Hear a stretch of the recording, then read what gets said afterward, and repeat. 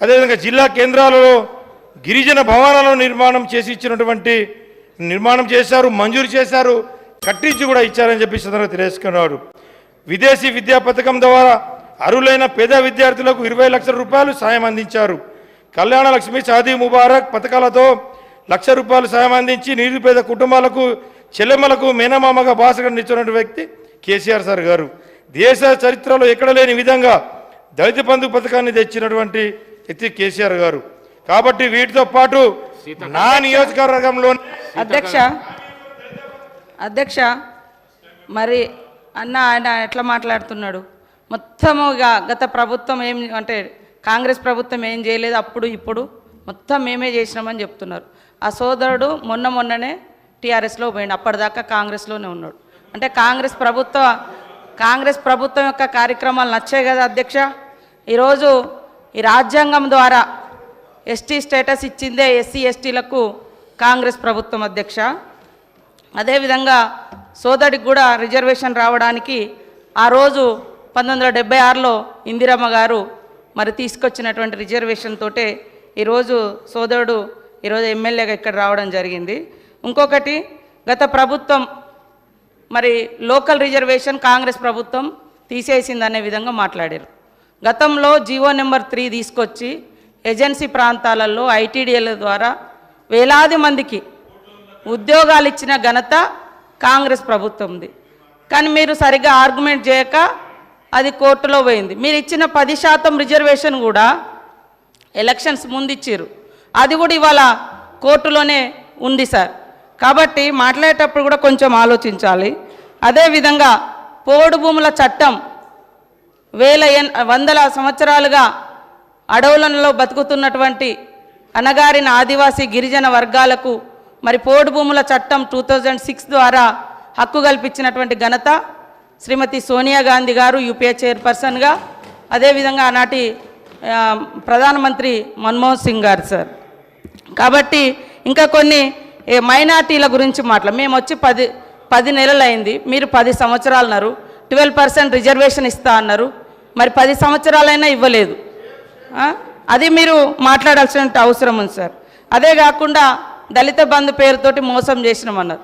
ఇందులో ఆల్రెడీ 2,000 కోట్ల రూపాయలను ఈ సంవత్సరానికి గాను మరి పెట్టడం జరిగింది. కాబట్టి మేము ప్రవేశపెట్టినటువంటి బడ్జెట్ను కూడా చూసుకొని మాట్లాడితే బాగుంటుంది. అంటే ఓకే అన్న, నేనేం అనడం లేదు, కానీ మేము పెట్టినాం కదా, పెట్టిన వాటిని కూడా మీరు పెట్టలేదు, చేయలేదు అని కాకుండా మంచిని మంచి అనుండ్రి, చెడుని చెడు అనుండ్రి, పాలకు పాలు నీళ్ళకు నీళ్ళు, అంతేగాని అన్నీ ఏం లేదు అంటే మరి అది కూడా కరెక్ట్ కాదు. కాబట్టి మా సోదరుడు కరెక్ట్గా ఆదిలాబాద్ జిల్లాలోనే గత 10 సంవత్సరాలలో మీరు ఎన్ని వేల మంది గిరిజన నిరుద్యోగ యువకులకు ఉద్యోగాలు ఇచ్చిరో చెప్పండి, ఎంతమందికి ఎస్సీ ఎస్టీలకు ఇండ్లు ఇచ్చిరో చెప్పండి, ఎన్ని వేల మందికి నీటి వసతి కల్పించిరో వ్యవసాయానికి చెప్పండి. అదేవిధంగా మైనార్టీలకు సంబంధించి కూడా రిజర్వేషన్లు, ఉద్యోగాలు, ఇండ్లు ఏమిచ్చిరో చెప్పండి. మేము 10 నెలలు కూడా కాదు, 8 నెలల్లో ఇప్పుడు మా బడ్జెట్లో అన్నీ పెట్టడం జరిగింది. కాబట్టి ఇవన్నీ ఆలోచించి మాట్లాడాల్సిందిగా మా సోదరుని కోరుతా ఉన్నా అధ్యక్ష. అనిల్ జాదవ్ కన్క్లూడ్ చేయండి. అధ్యక్ష, ఏదైతే మంత్రి గారికి ధన్యవాదాలు. ఇప్పుడు మాట్లాడినటువంటి మంత్రి గారి వాళ్ళు కాంగ్రెస్లో ఉన్నారు, నేను అంతకుముందు కాంగ్రెస్లో ఉన్నా, కానీ నేను ఎమ్మెల్యే కాక ముందు ఒక జడ్పీటీసీని, నేను జడ్పీటీసీ గెలిపించింది కూడా బీఆర్ఎస్ పార్టీ అని చెప్పేసి గుర్తుంచుకోవాలని చెప్పేసి ఈ సభాధారగా కోరుకుంటూ, ఇప్పుడు మాట్లాడినటువంటి మంత్రి గారి తల్లిదండ్రులకు కూడా ఆర్ఎఫ్ఆర్ పట్టాలు ఇచ్చింది కేసీఆర్ గారు అని చెప్పేసి గుర్తుంచుకోవాలని చెప్పేసి సభాధారగా తెలియజేస్తున్నాం. అదేవిధంగా నా తల్లిదండ్రులు అంటున్నారు, నా తల్లి తండ్రి 2006 అటవీ హక్కుల చట్టానికి అర్హులు. వాళ్ళు ఎక్కడ దానం తీసుకోవాలి. ఒక ఆదివాసీ బిడ్డలుగా పోడు కొట్టుకుంటే 10 ఎకరాల వరకు హక్కు సోనియమ్మ పెట్టినటువంటి చట్టం, దాని ప్రకారంగా వాళ్ళకు వచ్చింది. ఏది దానం రాలే. నా తండ్రి రెక్కలు ముక్కలు చేసుకొని అడవి కొట్టుకొని బతికే తండ్రి. ఈరోజు కూడా మా నాన్న రోజు గుట్టకే పోతాడు సార్. నేను మంత్రినైనా ఎమ్మెల్యే అయినా రోజు అడవికి వెళ్ళి మా ఊర్లో పోయి ఎంక్వైరీ చేయండి. కాబట్టి ఏది ఉచితంగా రాలే, చట్ట ప్రకారం వచ్చినటువంటి హక్కు. కాబట్టి దానం ఇచ్చినాం అని మాట్లాడకండి, అది నా హక్కు. ఆదివాసీ బిడ్డగా కాంగ్రెస్ ప్రభుత్వం పెట్టినటువంటి హక్కు ప్రకారం నా తండ్రికి పోడు భూముల పట్టా హక్కు వచ్చింది.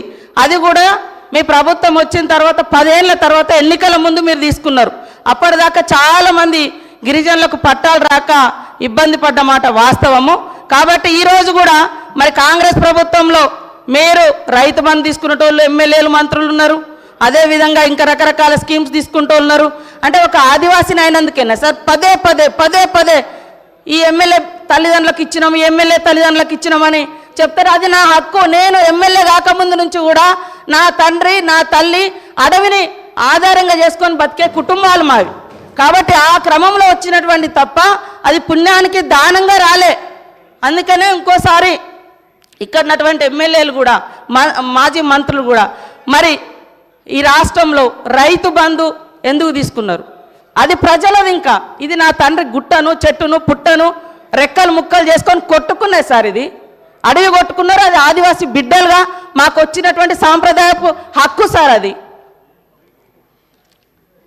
అనిల్ జాదవ్ గారు కన్క్లూడ్.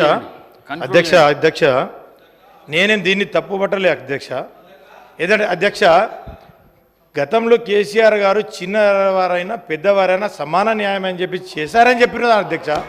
అప్పుడు ఉన్నటువంటి పత్రికలలో మంత్రి గారి తల్లిదండ్రులు కూడా ఇచ్చిందని చెప్పి ఒక పత్రికలో వచ్చిన వార్తనే నేను చెప్పిన తప్ప సారీ అమ్మ, నేను మీదకు ఏదో తప్పు పట్టట్లేదు. ఎందుకంటే అది మన జన్మ హక్కు, ప్రతి ఒక్క గిరిజనులకు హక్కు. ఏదైతే పట్టాలు పొందాలని చెప్పేసి మన హక్కు, అది నేను మీకు ఇచ్చిన నేను అంటలేను. కాకపోతే ప్రతి ఒక్కడి యొక్క హక్కు కేసీఆర్ గారు ఆ రోజు కల్పించారని చెప్పేసి చెప్పానే తప్ప మిమ్మల్ని నేను తప్పు పట్టట్లేదని చెప్పేసి సమాధానంగా తెలియజేసుకుంటూ, అదేవిధంగా చాలా గ్రామాలలో మొన్ననే ముఖ్యమంత్రి గారు చెప్పారు, ప్రతి తండాలకు ప్రతి గూడాలకు ప్రతి వాడాలకు black top road BT road నిర్మాణం చేసి ఇస్తామన్నారు. మరి నేను ఈ సభా దగ్గర ఒకటే అడుగుతా ఉన్నా, మరి గతంలో మంజూరైనటువంటి ఏదైతే ST/SDF రోడ్లు ఏదైతే ఉన్నాయో అవన్నీ ఎందుకు క్యాన్సిల్ చేస్తూ ఉన్నారని చెప్పేసి ఈ సభ ద్వారా అడుగుతూ ఉన్నాం. ఎందుకంటే టెండర్ అయినా అగ్రిమెంట్ అయినా కానీ ఆ రోడ్లని క్యాన్సిల్ చేయాలని చెప్పేసి ఈ ప్రభుత్వం కక్షపూరితమైనటువంటి చేస్తూ ఉన్నది. కాబట్టి ఏదైతే గతంలో ప్రతి ఒక్క తాండాలకు ఏదైతే ఇంతకుముందు చాలామంది సభ్యులు, నేను ఇప్పుడు కొత్త సభ్యుడిని కాబట్టి ఫస్ట్ నుంచి వింటా ఉన్నాను, చాలామంది సీనియర్ సభ్యులు కూడా మాట్లాడినరు. వాళ్ళు ఏమని చెప్పారు అధ్యక్ష అంటే, కేసీఆర్ గారు తండాలను గూడాలను గ్రామ పంచాయతీ చేసిండు కానీ భవనాలు నిర్మించలేదన్నారు. ఎక్కడ నిర్మించలేదు పోయి చూద్దాం, నా నియోజకవర్గం రండి, నేను ప్రతి ఒక్క దగ్గర మీకు చూపిస్తా, నేను ప్రతి దగ్గర పోయి తీసి చూపిస్తా మీకు. ఎక్కడ గ్రామ పంచాయతీలు నిర్మించలేదో, ఎక్కడ భవనాలు కట్టలేదో మీకు చూపిస్తా ఉన్నాం. ప్రతి దగ్గర కొత్త గ్రామ పంచాయతీలను కట్టించిండ్రు. ప్రతి ఒక్క గ్రామ పంచాయతీ కొత్త గ్రామ పంచాయతీ భవన నిర్మాణం చేసి ఇచ్చిండ్రు. ప్రతి ఒక్క గిరి వికాస్ పథకంలో ప్రతి ఒక్క కులం మతం అని తేడా లేకుండా ప్రతి గిరిజన కుటుంబానికి ప్రతి ఒక్క కుటుంబానికి 2 లక్షల రూపాయలు మంజూరు చేసి బోరు బావి నిర్మాణం చేసి బోరు కొట్టి 3 ఫేజ్ కరెంట్ అనేది తెలియదు మా గూడాలలో తాండాలలో, అట్లాంటి 3 ఫేజ్ కరెంట్ ఇచ్చి 2 పంటల సౌలత కల్పించినటువంటి కేసీఆర్ గారు. కాబట్టి అదేవిధంగా అయితే గతంలో RFR పట్టాలు ఇచ్చిండ్రు కానీ బ్యాంకులలో రుణాలు ఇవ్వకపోతుండే.